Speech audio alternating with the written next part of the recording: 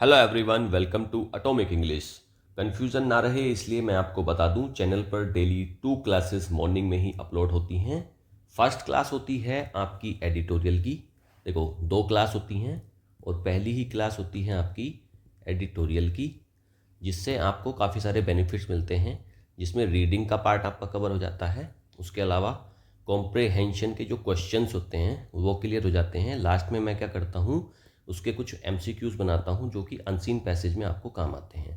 उसके अलावा यहाँ पर आपको ग्रामर के भी कॉन्सेप्ट्स यहाँ पर मिल जाते हैं। तो ये 3-4 कॉन्सेप्ट इसमें एडिटोरियल वाली क्लास में काफ़ी कंप्लीट हो जाते हैं, जो कि एग्ज़ाम पॉइंट ऑफ व्यू से बहुत ही अच्छी प्रैक्टिस है।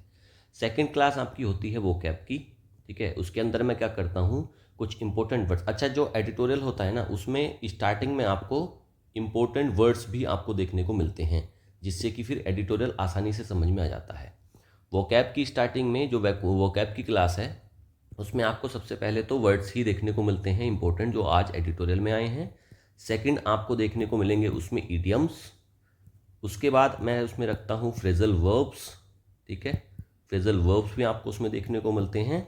देन उसके अंदर आपको वन वर्ड सब्सटीट्यूशन भी आपको देखने को मिलते हैं। वन वर्ड सब्सटीट्यूशन, ठीक है।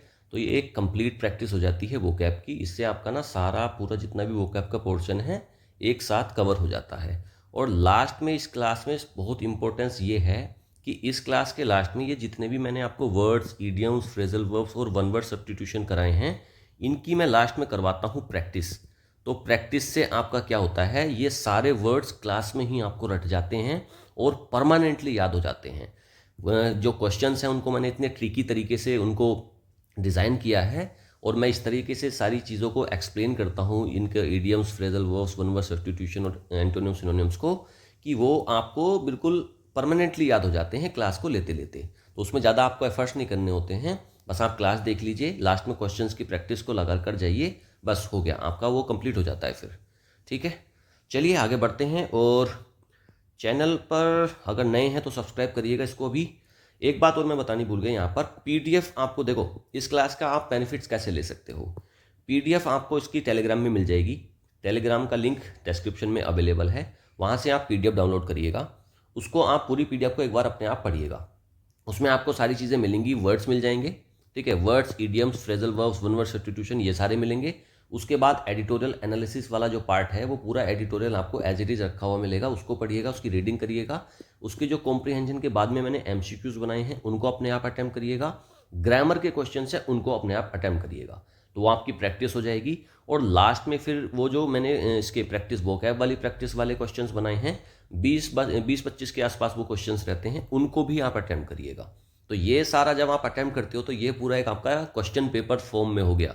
तो आप डेली एक पेपर को सोल्व कर रहे हो, तो आप खुद नहीं सोचो कि आपकी प्रैक्टिस किस लेवल तक पहुंच जाएगी। कुछ ही महीनों में, कुछ ही महीनों में आपको लगने लगेगा कि भाई ठीक है, इंग्लिश आ रही है अभी।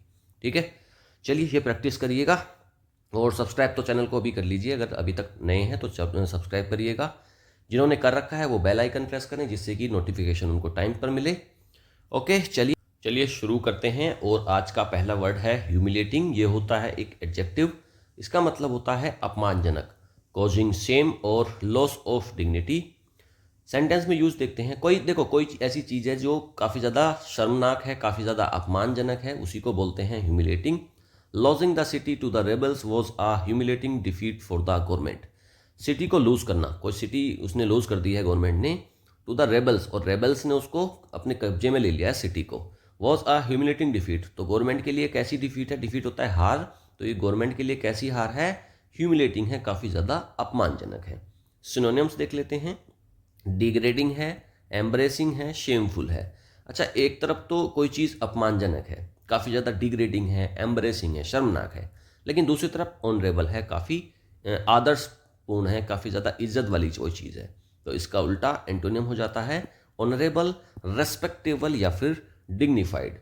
आज की क्लास थोड़ी सी लेट अपलोड हो रही है, क्योंकि मैं अभी थोड़ा ना, मेरे तबीयत ठीक नहीं है, वो अंडर द वेदर, इस करके फिर ये क्लास थोड़ा सा लेट चल रही है। अभी भी मैं अच्छा फील नहीं कर रहा हूँ, बट हार्डली मैं मैनेज कर रहा हूँ और क्लास को बना रहा हूँ आपके लिए। चलिए अगला देखते हैं, सेटबैक। ये होता है एक नाउन। इसका मतलब होता है झटका या फिर रुकावट। सेटबैक, सेटबैक का मतलब होता है रुकावट, परेशानी। अ रिवर्सल और ऑब्स्टिकल दैट स्लोज प्रोग्रेस। कोई एक ऐसा रिवर्सल या ऑब्स्टिकल है, कोई एक बीच का रोड़ा है जो प्रोग्रेस को स्लो कर देता है, उसी को बोलते हैं सेटबैक।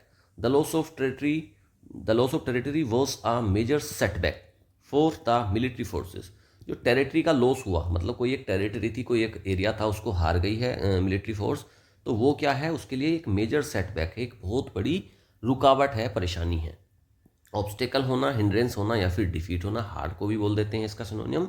तो तीन इसके सिनोनियम्स हो जाते हैं, ऑब्स्टेकल, हिंड्रेंस और डिफीट। अच्छा, एक तरफ तो भाई ऑब्स्टेकल हो रहा है, रोका जा रहा है चीज़ों को, हिंड्रेंस क्रिएट करी जा रही है, बीच में उसको रोका जा रहा है, डिफीट हो रही है, लेकिन दूसरी तरफ प्रोग्रेस है, मतलब आप उन्नति कर रहे हो, सक्सेस मिल रही है आपको, ब्रेक थ्रू हो रहा है। तो तीन इसके एंटोनियम्स हो जाएंगे, प्रोग्रेस, सक्सेस और ब्रेक थ्रू। अगला है क्रश। क्रश मैंने पिछली 4-5 दिन पहले की क्लास में भी आपको बताया है। वर्ब होती है ये, इसका मतलब होता है कुचल देना। टू सप्रेस और डिफीट कंप्लीटली, किसी चीज़ को आप सप्रेस कर दे रहे हो, दबा दे रहे हो, या डिफीट कर दे रहे हो कंप्लीटली, उसी को बोलते हैं क्रश करना। The government vowed to crush the rebellion with full force. Government ने क्या करा है कि वो क्रश कर देगी रेबेलियन ग्रुप को, किससे, विद फुल फोर्स, अपनी पूरी ताकत के साथ गवर्नमेंट कह रही है कि हम क्रश कर देंगे रिबेलियन, जो ये विरोध हुआ है, विद्रोह शुरू हुआ है, उसको हम दबा देंगे। सप्रेस करना, डिफीट करना, सबड्यू कर देना, ये तीन इसके सिनोनिम्स हो जाते हैं। अच्छा, एक तरफ तो आप सप्रेस कर रहे हो, दबा रहे हो चीज़ों को, लेकिन दूसरी तरफ आप एनकरेज कर रहे हो, सपोर्ट कर रहे हो, उसको बिल्ड कर रहे हो, ठीक है, बना रहे हो उसको। तो इसका उल्टा एंटोनियम्स हो जाता है एनकरेज करना, सपोर्ट करना या फिर बिल्ड करना। अगला अगला होता है, ये वर्ड है अगला, विगरस। ये होता है एक एडजेक्टिव, इसका मतलब होता है जोशीला, शक्तिशाली। स्ट्रॉन्ग को बोलते हैं विगरस। एनर्जेटिक होता है कोई चीज़ काफ़ी ज़्यादा फोर्सफुल होती है, उसी को बोल देते हैं vigorous. The army launched a vigorous counter attack to regain control. Army ने क्या लॉन्च करा है, एक विगरस काउंटर अटैक, दोबारा से, मतलब उसने रिटेलिएट करा है आर्मी ने, टू रीगेन कंट्रोल। जो उसने कंट्रोल खो दिया था जो आर्मी ने, उसको रीगेन करने के लिए, दोबारा से पाने के लिए, उसने करा है एक विगरस काउंटर अटैक। काफ़ी ज़्यादा जोशीला, काफ़ी ज़्यादा भारी भरकम एक काउंटर अटैक उसने किया है। एनर्जेटिक होना, फोर्सफुल होना या रोबस्ट होना। रोबस्ट इसका बड़ा अच्छा सिनोनियम है, इसको मार्क करिएगा। तो एनर्जेटिक, फोर्सफुल और रोबस्ट। अच्छा, एक तरफ तो काफ़ी ज़्यादा जोशीली चीज़ है, स्ट्रॉन्ग है, एनर्जेटिक है, फोर्सफुल है, लेकिन दूसरी तरफ वीक है, कमज़ोर है। तो इसका उल्टा एंटोनियम हो जाता है वीक होना, फीबल होना या फिर स्लगिश होना। तो तीनों इसके एंटोनियम्स हो जाते हैं, इनको याद कर लो। मैसेकर। मैसेकर होता है एक नाउन, इसका मतलब होता है नरसंहार, the brutal killing of many people. बहुत सारे लोगों का एक साथ किलिंग कर देना ब्रूटल तरीके से, उसको बोलते हैं massacre. The massacre of thousands during the conflict shocked the world. Massacre हुआ है थाउजेंड, मतलब हजारों लोगों का मैसेकर हुआ है ड्यूरिंग द कन्फ्लिक्ट, उसके युद्ध के बीच में। तो उसने क्या कर दिया है, शॉक द वर्ल्ड, वर्ल्ड को शॉक कर दिया है। स्लॉटर, स्लॉटर करना मतलब कत्ल कर देना। ब्लड शेड हो जाना मतलब कत्लेआम हो जाना। कार्नेज, ये तीन इसके सिनोनिम्स हो जाते हैं। कार्नेज, कार्नेज को मार्क करो और स्लॉटर को मार्क करो, ये अच्छे हैं। अच्छा, एक तरफ तो हो रहा है नरसंहार, कत्लेआम हो रहा है, ब्लड शेड हो रहा है, कार्नेज हो रहा है, लेकिन दूसरी तरफ रेस्क्यू कर रहे हैं, मतलब बचाव हो रहा है, बचा रहे हैं। तो इसका उल्टा एंटोनियम हो जाता है रेस्क्यू करना, प्रोटेक्शन करना और सेफ्टी करना। अगला वर्ड है इनकर्जन्स। ये होता है एक नाउन, इसका मतलब होता है घुसपैठ या फिर आक्रमण। इनकर्जन मतलब घुसपैठ कर देना। सडन अटैक और इन्वेजन, अचानक से अटैक हो जाना, इन्वेजन हो जाना, घुसपैठ हो जाना, उसी को बोलते हैं incursions. The repeated incursions by foreign troops escalated tensions. जो रिपीटेड इनकर्जन हुए हैं ना, जो बार बार मतलब रिपीट होते रहते हैं, इनकर्जन मतलब घुसपैठ, bye foreign troops, foreign troops के द्वारा, उससे क्या हो रहा है, एस्केलेट हो रहा है टेंशंस, टेंशंस बढ़ रही हैं। एस्केलेट होना मतलब बढ़ जाना। इन्वेजन, इन्वेजन होना, रेड होना या फिर असोल्ट होना, तीन इसके सिनोनिम्स होते हैं। इन्वेजन बहुत अच्छा है, इसको मार्क करो। अच्छा, एक तरफ तो हो रहा है इन्वेजन, घुसपैठ हो रही है, अटैक हो रहे हैं, लेकिन दूसरी तरफ रिट्रीट हो रही है, विड्रोवल हो रहा है और डिफेंस हो रहा है। विड्रोवल मतलब कोई आक्रमण करा है, उसको वापस ले रहे हैं। तो तीन इसके एंटोनियम्स हो जाते हैं, रिट्रीट, विड्रोवल और डिफेंस। अगला है हार्बरिंग। ये होता है वर्ब। हार्बरिंग का मतलब होता है शरण देना, आश्रय करना। देखो, हार्बर क्या होता है, जहाँ पर शिप वगैरह रहते हैं ना, उसको बोलते हैं हार्बर। तो अब हार्बर वहाँ पर आकर रुकते ही तो हैं, मतलब वहाँ पर रेस्ट में ही तो होते हैं उस टाइम पे शिप, हार्बर में। तो उसका मतलब होता है कि भाई शरण दे रहे हो आप। टू शेल्टर या फिर प्रोटेक्ट करना किसी को, ओफन समथिंग नेगेटिव, किसी नेगेटिव चीज़ को आप शरण दे रहे हो, प्रोटेक्ट कर रहे हो, उसको बोलते हैं harbouring. The country was accused of harbouring criminals. Country पर किस चीज़ के आरोप हैं? Harbouring the criminals. जो पाकिस्तान जो कंपनी वो है, ये कंट्री है पाकिस्तान, तो ये क्या करते हैं? ये हार्बर करते हैं किसको? टेररिस्ट को। यही तो इनके ऊपर आरोप है, और ये करते ही हैं इस काम को। सारे टेररिस्ट आपको पाकिस्तानी ही मिलेंगे। तो वही है, the country was accused of harbouring criminals. Sheltering, protecting, concealing. Sheltering, protecting और कैंसलिंग, तो तीन इसके सिनोनिम्स हो जाते हैं। शेल्टर करना, प्रोटेक्ट करना या फिर कंसील करना। मतलब कंसील करना मतलब छिपाना चीज़ों को, प्रोटेक्ट करना और शेल्टर करना, उनको शरण देना। अच्छा, एक तरफ तो भाई शेल्टर कर रहे हो आप, शरण दे रहे हो, लेकिन दूसरी तरफ आप कर रहे हो एक्सपोज, उसको उजागर कर रहे हो सभी के सामने। रिवीलिंग, रिवील कर दे रहे हो, और एक्सपेलिंग कर रहे हो, तो इसके उल्टे एंटोनिम्स हो जाते हैं एक्सपोजिंग, रिवीलिंग और एक्सपेलिंग। कॉम्प्लिसिट ये होता है एक एडजेक्टिव, साजिश में शामिल, involve in a wrongful act. Complicit का मतलब होता है किसी गलत कार्य में आप शामिल हैं, उसी को बोलते हैं complicit. The government was accused of being complicit in war crimes. Government किस चीज़ की अक्यूज है, किस चीज़ का उस पर आरोप है? बीइंग कॉम्प्लिसिट, शामिल होने का किस चीज़ में? वॉर क्राइम में, तो उसी को बोलते हैं कॉम्प्लिसिट। सिनोनियम का मत हो जाता है इन्वॉल्व होना, गिल्टी होना, एसोसिएटेड होना, मतलब उसमें शामिल होना। अच्छा, एक तरफ तो आप शामिल हो, इन्वॉल्व हो, गिल्टी हो, लेकिन दूसरी तरफ हो आप इनोसेंट, तो उसको इसका उल्टा एंटोनियम हो जाएगा इनोसेंट, अनइन्वॉल्व और ब्लेमलेस। ब्लेमलेस मतलब ब्लेम नहीं है, ब्लेम से आप मुक्त हैं। अगला इनहेरेंट, ये होता है एक एडजेक्टिव, इसका मतलब होता है अंतर्निहित या फिर मूलभूत, एग्जिस्टिंग एज अ नेचुरल और एजेंशियल पार्ट। कैसे एग्जिस्ट कर रहा है? एक नेचुरल पार्ट है ना, या फिर एजेंशियल पार्ट है। तो इनहेरेंट मतलब मूलभूत है, बेसिक है बिल्कुल। There are inherent risk in any military operation. Military operation जो होते हैं उसमें कुछ इनहेरेंट रिस्क होते हैं, एकदम एजेंशियल पार्ट के जो होते हैं रिस्क होते हैं कि भाई वो होने ही होने होते हैं, उनकी संभावनाएं हो जाती हैं। कोई भी कैजुअलिटी हो सकती है आर्मी ऑपरेशन में, कुछ भी हो सकता है ना। इंट्रिंसिक होता है, नेचुरल होता है और बिल्ट इन होता है, तीन इसके सिनोनिम्स हो जाते हैं। अच्छा, एक तरफ तो आपके अंदर इनबिल्ट है कोई चीज़, लेकिन दूसरी तरफ आपने करा है एक्वायर, एक्सटर्नल है, सुपरफिशियल है, तीन इसके एंटोनिम्स हो जाते हैं एक्वायर्ड, एक्सटर्नल और सुपरफिशियल। आगे अगला है वल्नरेबिलिटी, ये होता है एक नाउन, इसका मतलब होता है असुरक्षा या फिर दुर्बलता, तो इसको बोलते हैं वल्नरेबिलिटी। आप कमज़ोर हैं, कमज़ोरी को ही बोल देते हैं vulnerability. The state of being open to harm और अटैक, इतना एक ऐसी दशा है जिसमें आपको कोई हार्म पहुंचा सकता है या फिर आपके ऊपर कोई भी अटैक कर सकता है, उसको बोलते हैं vulnerability. The region's vulnerability to attacks has increased. जो वल्नरेबिलिटी है ना, जो अटैक की रीजन की जो वल्नरेबिलिटी है, उसकी जो कमजोरी है, टू अटैक्स हैज़ इंक्रीज, उसके ऊपर बढ़ गया है। वीकनेस है, एक्सपोजर है, ससेप्टिबिलिटी है, तीन इसके सिनोनिम्स हो जाते हैं। ससेप्टिबिलिटी को मार्क करो, ये काफ़ी अच्छा है। अच्छा, एक तरफ तो भाई असुरक्षा है, आप कमज़ोर हो, वीकनेस है, लेकिन दूसरी तरफ सिक्योरिटी है, सिक्योरिटी है मतलब सुरक्षा है। स्ट्रेंथ है आपके अंदर, इम्यूनिटी, इम्यूनिटी होती है लड़ने की ताकत, तो उसी को बोलते हैं इम्यूनिटी। हमारी जो बॉडी की इम्यूनिटी पावर होती है वो भी तो यही होती है कि हम जो हमारी जो बॉडी है वो रोगों से कैसे लड़ रही है, तो लड़ने की ताकत को, उस रिटेलिएट करने की पावर को बोलते हैं इम्यूनिटी। अगला अगला है टेस्टामेंट, ये होता है एक नाउन, इसका मतलब होता है प्रमाण या फिर साक्ष्य। प्रूफ और एविडेंस ऑफ समथिंग, किसी चीज़ का एविडेंस है, प्रमाण है, प्रूफ है, उसी को बोलते हैं testament. His bravery was a testament, उसकी जो बहादुरी थी वो क्या थी? वो प्रमाण थी, टेस्टामेंट थी टू हिज डेडिकेशन, उसके डेडिकेशन को। एविडेंस होना, प्रूफ होना, विटनेस होना, तीन इसके सिनोनिम्स हो जाते हैं। अच्छा, एक तरफ तो भाई एविडेंस है, प्रूफ मिल रहे हैं, लेकिन दूसरी तरफ कॉन्ट्राडिक्शन है, चीज़ें विरोधाभास में हैं। डिनायल है, मना करा जा रहा है किसी चीज़ को, रिफ्यूटेशन है, रिफ्यूट करा जा रहा है, तो तीन इसके एंटोनिम्स हो जाते हैं। रिफ्यूटेशन को मार्क करो, बहुत अच्छा है ये। कॉन्ट्राडिक्शन भी ठीक है, इसको भी मार्क कर लो। चलिए अब देखते हैं इडियम्स एंड फ्रेजेस। पहला है एप्पल ऑफ डिस्कॉर्ड, झगड़े का कारण। देखो, कोई एक एप्पल है और उसके ऊपर सारे घर में लड़ाई हो रही है, झगड़ा हो रहा है, डिस्कॉर्ड होता है झगड़ा, तो पूरे घर में झगड़ा हो रहा है कि एप्पल को मैं खाऊंगा, तो मतलब अ कॉज ऑफ डिस्प्यूट, कोई एक ऐसी चीज़ है जो डिस्प्यूट का कारण है, उसी को बोलते हैं apple of discord. The border issue has been an apple of discord between the two nations. जो बॉर्डर इश्यू है ना दो देशों के बीच में, वो क्या है, वो है एप्पल ऑफ डिस्कॉर्ड। कश्मीर जो मुद्दा है वो इंडिया और पाकिस्तान के बीच में क्या है, एन एप्पल ऑफ डिस्कॉर्ड है वो। पाकिस्तान कहता है हमारा है और हम कहते हैं हमारा है, जबकि है तो हमारा ही।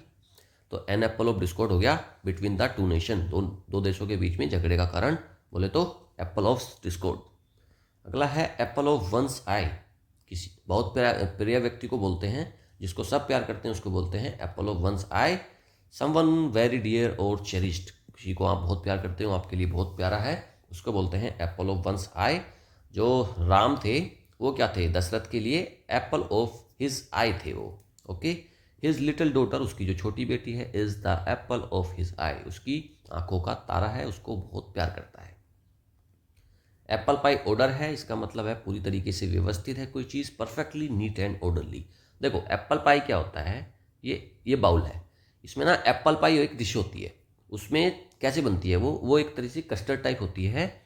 तो उसमें ना सारी चीज़ें, मिल्क का होता है, उसमें सारी चीज़ें डाली जाती हैं, जैसे ड्राई फ्रूट्स को पूरी तरीके से अरेंज करा जाएगा, यहाँ पर छोटे छोटे चॉप कर करके उनको फ्रूट्स को डाल दिया जाएगा, सीड्स वगैरह डाल दिए जाएंगे, तो वो एक तरीके से एक अरेंजमेंट के साथ में, प्रॉपर ऑर्डर के साथ में उनको रखा जाता है, उसको बोलते हैं Apple pie order.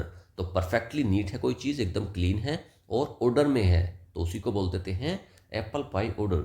She keeps her room in Apple pie order, वह अपने रूम को कैसे रखती है, एप्पल पाई ऑर्डर में, मतलब एकदम अरेंजमेंट उसके परफेक्ट होते हैं।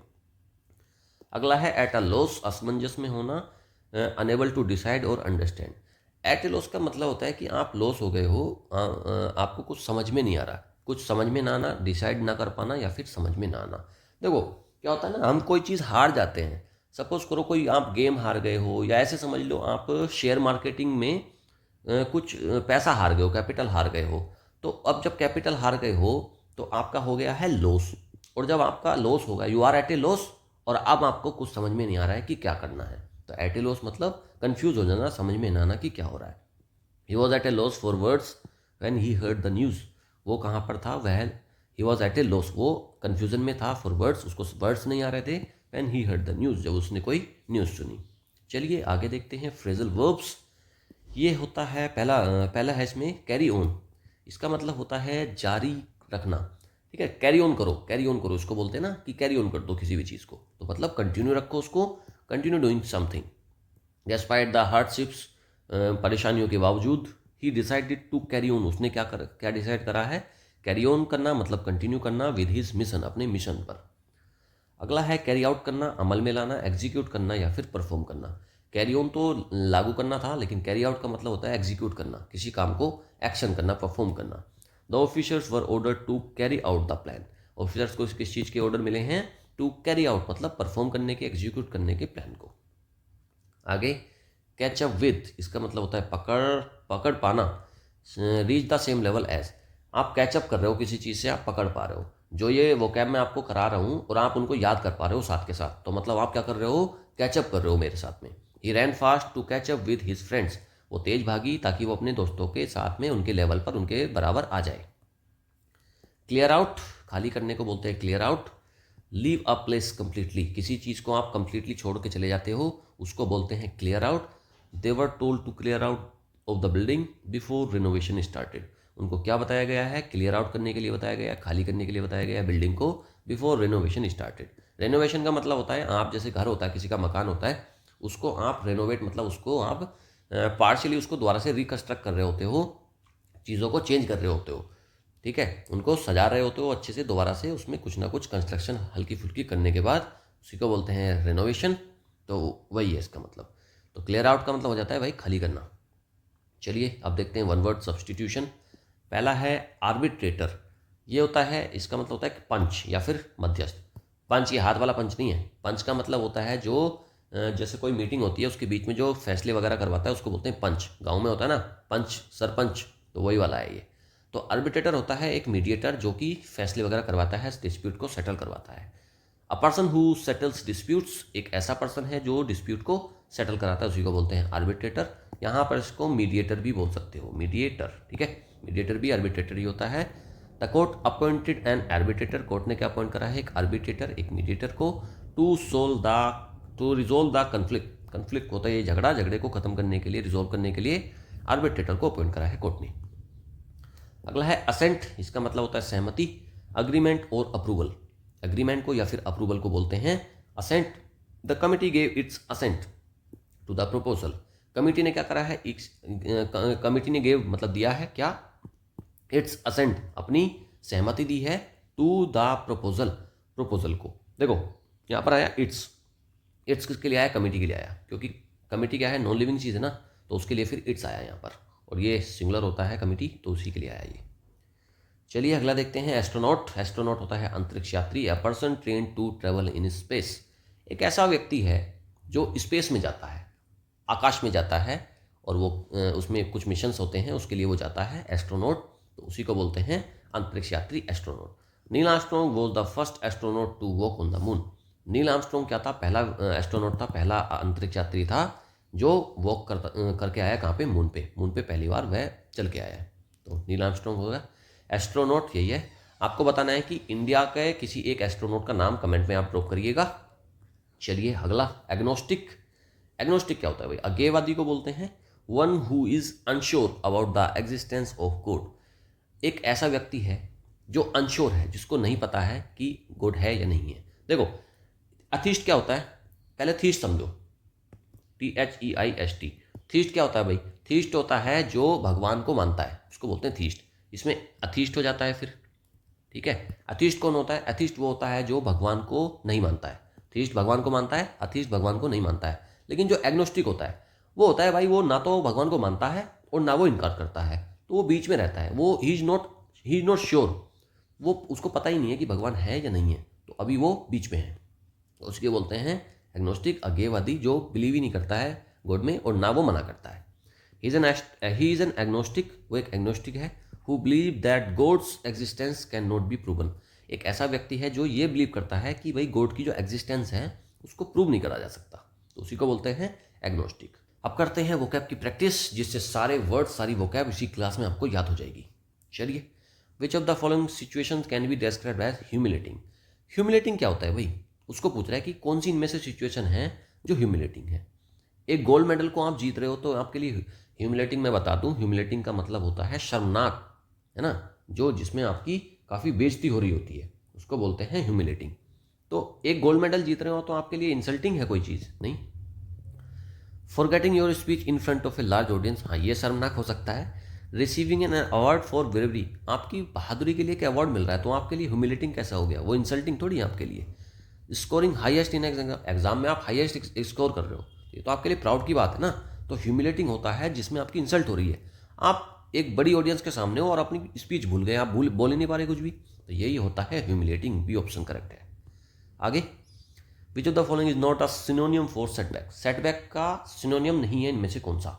ऑब्स्टेकल, सेटबैक होती है एक मुसीबत, परेशानी, ऑब्स्टेकल, है ना, कोई एक चीज़ हमको किसी काम को करने से रोक रही है, उसी को बोलते हैं सेटबैक।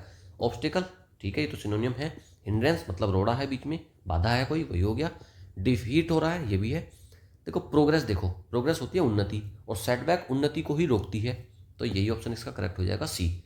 उसने पूछा है कि इनमें से कौन सा नहीं है सिनोनियम, तो सी ऑप्शन करेक्ट। आगे, choose the best sentence that uses crush correctly in the figurative sense. देखो क्रश का मतलब होता है कुचल देने को बोलते हैं क्रश करना, तो उसका एक सेंटेंस में यूज पूछ रहा है कि कौन से में हुआ है सही से। She use the hammer to crush the nuts, हाँ हो सकता है। The army vote to crush the rebellion completely, हाँ आर्मी ने करा है इसको क्रश करने का, रेबेलियन ग्रुप को। He crush the paper and threw it away, उसने पेपर को क्रश करा और फेंक दिया। The cake was crushed under the heavy book, cake को बुक के अंदर क्रश कर दिया गया। देखो इसमें ना क्रश का मीनिंग पूछ रहा है वो आपसे फिगरेटिव सेंस में, ना कि लिटरली। लिटरली होता तो फिर तो हैमर से आप क्रश कर रहे हो, तोड़ दे रहे हो नट्स को, तो वो करेक्ट हो जाता, लेकिन ये फिगरेटिव पूछ रहा है ना, उदाहरण के रूप में पूछ रहा है केवल। He crushed the paper and threw it away, ये भी नहीं होगा। द केक वॉज क्रश्ड अंदर, देखो लिटरल नहीं पूछ रहा, फिगरेटिव पूछ रहा है एक उदाहरण के रूप में। द आर्मी वोड टू क्रश, उसने कुचलने का, द रिबेलियन कंप्लीटली, उसको कुचलने का, तो उसी को बोलते हैं बी ऑप्शन इसका करेक्ट हो जाएगा। अगला है एंटोनियम पूछा है विग्रस का। विग्रस होता है काफ़ी ज़्यादा मजबूत, काफ़ी ज़्यादा भीषण। तो स्ट्रॉन्ग तो इसी का हो जाता है, एनर्जेटिक और एक्टिव भी। तो इसका ऑप्शन कौन सा हो जाएगा? बी ऑप्शन इसका करेक्ट हो जाएगा, फीबल। फीबल क्या होता है? जिसके अंदर बहुत कम पावर होती है उसको बोलते हैं फीबल। कमज़ोर को, वीक को बोलते हैं फीबल। तो बी ऑप्शन इसका करेक्ट हो जाएगा। एंटोनियम पूछा है ना विग्रस का, तो इसलिए। अगला है विच of the following best describe massacre. Massacre को कौन सी इनमें से डिस्क्राइब करता है? मैसेकर होता है वही कत्लेआम। अब पीसफुल, पीस तो कोई मतलब नहीं, कत्लेआम का पीस से क्या मतलब? लार्ज स्केल पर किलिंग हुई है लोगों की, यही ऑप्शन करेक्ट हो जाएगा। मेडिकल प्रोसीजर नहीं है, पॉलिटिकल डिबेट नहीं है। लार्ज स्केल पर लोगों को मारा गया है, मैसेकर करा गया है। अगला इनकर्जन का मीनिंग पूछ रहा है ये, इनमें से कौन सा इनकर्जन है? पहले तो यही बताओ इनकर्जन होता क्या है। इनकर्जन होता है एक अचानक से कोई एक घुसपैठ हो गई है ना, इन्वेड कर लिया गया है, उसको बोलते हैं कब्जा ले लिया गया कहीं पर, वो घुसपैठ हो गई है तो उसको बोलते हैं इनकर्जन। एक फॉर्मल एग्रीमेंट तो है नहीं, साइंटिफिक डिस्कवरी को बोलते नहीं है, पीस तो मतलब नहीं है, पीसफुल ट्रेड डील तो हुई नहीं है। बी ऑप्शन देखो, एक सडन हॉस्टाइल अटैक हुआ है इनटू एनिमी टेरिटरी, एनिमी की टेरिटरी में। तो बी ऑप्शन इसका करेक्ट हो जाएगा, इनकर्जन। हार्बरिंग क्रिमिनल्स का क्या मतलब होता है? हार्बरिंग क्रिमिनल्स का मतलब होता है उनको सपोर्ट करना, उनको शरण देना। अरेस्ट करेंगे क्रिमिनल को? नहीं। फाइटिंग अगेंस्ट, नहीं, फाइट नहीं कर रहे, उसको सपोर्ट कर रहे हैं, इग्नोर कर रहे हो क्रिमिनल्स को? नहीं। शेल्टरिंग और प्रोटेक्टिंग क्रिमिनल्स, ये ऑप्शन करेक्ट हो जाएगा। आप हार्बर कर रहे हो उनको, आप शेल्टर कर रहे हो, या फिर आपको उनको प्रोटेक्ट कर रहे हो। कॉम्प्लिसिट, एक person who is complicit in a crime. Complicit का मतलब होता है इन्वॉल्व होना, शामिल होना। तो एक पर्सन जो कॉम्प्लिसिट है इन ए क्राइम, तो वो क्या है? अवेयर है वो क्राइम का? नहीं। एक्टिवली इन्वॉल्व, हाँ एक्टिवली इन्वॉल्व है इन रॉन्ग डूइंग, गलत काम में वो एक्टिवली इन्वॉल्व है, उसी को बोलते हैं कॉम्प्लिसिट होना। वो विक्टिम नहीं है, लॉयर नहीं है। आगे, what does inherent risk mean. Inherent risk का क्या मतलब है? इनहेरेंट मीन्स रिस्क होता है जो पहले से ही है, इनबिल्ट है। Risk that naturally exist in A situation, हाँ यही होगा। रिस्क जो बाद में ऐड करे गए, नहीं। Risk that can be avoided completely, नहीं ये भी नहीं है। Risk that are created by external force, ये भी नहीं है। एक ऐसा रिस्क है जो नेचुरली एग्जिस्ट करता है इन आ सिचुएशन। ओके, तो ए ऑप्शन इसका क्या हो जाएगा? करेक्ट हो जाएगा। आगे अगला है वल्नरेबिलिटी का क्या एग्जाम्पल है? वल्नरेबिलिटी मैंने बताया वीकनेस, कमजोरी को बोलते हैं। Wearing a bullet proof waste in a battle. आप बुलेट प्रूफ वेस्ट लेकर गए हो बैटल में, झगड़े में, युद्ध में, तो वो क्या कमजोरी की निशानी है? वो तो समझदारी की निशानी है भाई। Leaving your house unlocked at night, आपने अपने घर को अनलॉक छोड़ दिया है रात में, तो ये वल्नरेबिलिटी की निशानी है, एग्जाम्पल है? नहीं। Securing your personal data with a strong password, आप एक बहुत ही अपना पर्सनल डाटा किस चीज़ से सिक्योर कर रहे हो? आप कर रहे हो अपने एक स्ट्रॉन्ग पासवर्ड से, तो ये भी नहीं होगा भाई। ये तो बिल्डिंग अ फोर्ट्रेस, फोर्ट्रेस बना रहे हो, इसमें क्या होगा यार? Living your house unlocked at night, ये वल्नरेबिलिटी की निशानी होगा। देखो किला, अगर आप, फोर्ट्रेस होता है किला, अगर आप किला बना रहे हो तो इसका मतलब तो आप मजबूत हो, इसीलिए आप किला बना पा रहे हो। तो ये बी और डी ऑप्शन में थोड़ा सा क्लैश है, तो हम बी ऑप्शन को करेक्ट मान लेंगे, क्योंकि आप अपने घर को छोड़कर भाग गए हो, तो मतलब आप कमज़ोर हो, तभी तो आप छोड़कर, अनलॉक छोड़कर चले गए हो रात में। तो वल्नरेबिलिटी मतलब कमजोरी, तो बी ऑप्शन इसका करेक्ट मान लो। चलिए, विच sentence best demonstrates the meaning of testament. Testament को क्या चीज़, देखो टेस्टामेंट का मतलब क्या होता है? प्रूफ, कोई एक प्रूफ है, उसी को बोलते हैं टेस्टामेंट। तो इसमें बताओ क्या है? His success is a testament to his hard work, हाँ हो सकता है। He failed the exam despite studying hard, तो ये टेस्टामेंट है इसका। अगला, the document was full of errors and mistakes, जो डॉक्यूमेंट है वो फुल ऑफ एरर्स है और मिस्टेक है उसमें। She broke the rules and was punished, उसने रोल तोड़ दिए और पनिश करा गया। इसको तो काटो पहले सबसे। अब देखो 3 ऑप्शन बचे हैं, इनमें चेक। वह एग्जाम में फेल हो गया डिस्पाइट स्टडिंग हार्ड, वो काफ़ी हार्ड स्टडी करी थी लेकिन उसके बाद भी वो फेल हो गया, तो ये टेस्टामेंट तो नहीं है, कोई और भी रीज़न हुआ होगा। The document was full of errors and mistake, ये भी नहीं है। ए ऑप्शन देखो, हिज सक्सेस, उसकी जो सक्सेस है ना वो टेस्टामेंट है, मतलब वो प्रूफ है किस चीज़ का? उसकी हार्डवर्क का। तो ए ऑप्शन ही करेक्ट हो जाएगा, टेस्टामेंट मतलब प्रूफ होना। एप्पल ऑफ डिस्कॉर्ड का मतलब पूछ रहा है, वही झगड़े की जो जड़ होती है उसको बोलते हैं एप्पल ऑफ डिस्कॉर्ड। एक डिलीशियस फ्रूट को नहीं बोलते, एक रेयर अपॉर्चुनिटी को नहीं बोलते, सिंबल ऑफ फ्रेंडशिप भी नहीं है। बी ऑप्शन करेक्ट हो जाएगा। अ कॉज ऑफ डिस्प्यूट, एक झगड़े की वजह, कारण।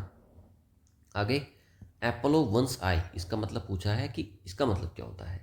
वही आंखों का तारा होना या फिर बहुत ज़्यादा प्यार जो जिसको करा जाता है उसको बोलते हैं एपोलो वंस आए। एक स्ट्रेंजर को बोल देंगे नहीं। समवन डीपली लव्ड और चेरिश, हाँ यही तो है, जिसको आप बहुत डीपली लव करते हो, चेरिश करते हो, उसी को बोलते हैं एप्पल ऑफ वंस आए। एनी में नहीं है, टीचर भी नहीं है। आगे, एप्पल पाई ऑर्डर पूछा है। एप्पल पाई ऑर्डर मैंने बताया था, एप्पल पाई ऑर्डर होता है ना, वो सारी चीज़ें बहुत तरीके से उसको अरेंज करा गया होता है, तो वही है। मैसी तो है नहीं, मैसी डिसऑर्गनाइज नहीं है। Room full of broken furniture, अगर ब्रोकन फर्नीचर पड़ा है तो वो तो नहीं है।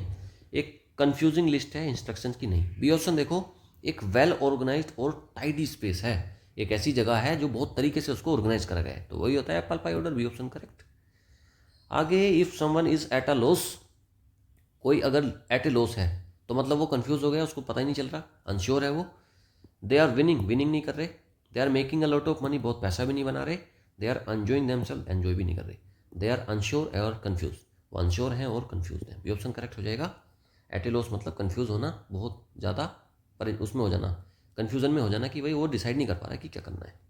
आगे, कैरी ऑन का मतलब पूछा है भाई, कैरी ऑन क्या होता है। कैरी ऑन का मतलब होता है जारी करना, जारी रखना किसी चीज़ को। ठीक है जी, चलिए ऑप्शन देखते हैं इसमें से कौन सा करेक्ट हो जाएगा।